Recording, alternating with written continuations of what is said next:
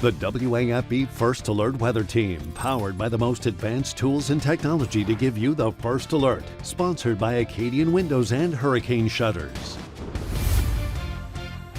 Good morning to you on a Tuesday, or as we love to call it here, a not Monday, and what a start it is. Look at that. Temperature 62 degrees, tough to beat. You got to go all the way back to, I believe, mid-May for the last time we made it down to 62. Yesterday, of course, we made it to 63, so we're just about where we were yesterday, but yesterday's high, only 85 degrees. Yeah, not too shabby. Meanwhile, looking across the region, you can see a couple of Gulf showers that are moving from east, backtracking to the west, moving towards our neck of the woods, and we might actually see an isolated shower or two in the afternoon. As the Futurecast will show, not everybody's going to get wet. Matter of fact, I would say the majority of the viewing area will stay on the dry side, but we're going to leave in a 20% chance for this afternoon. But don't get used to that, because as high pressure refocuses over the area and brings more of that dry air, that means the rain chances really are going to be few and far between. Meanwhile, look at the moisture. It is back today and tomorrow. We'll feel a little bit more humidity today versus what we had yesterday. I mean, yesterday was a perfect day, but then these dew points going forward as we go into the weekend,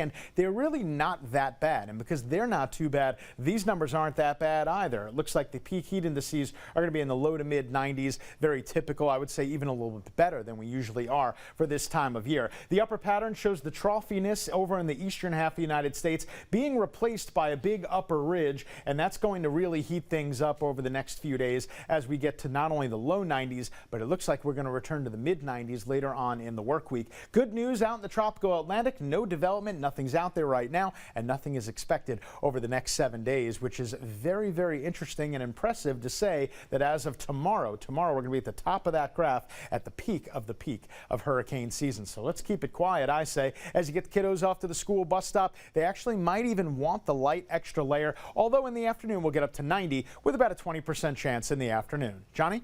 Thanks, sir. A little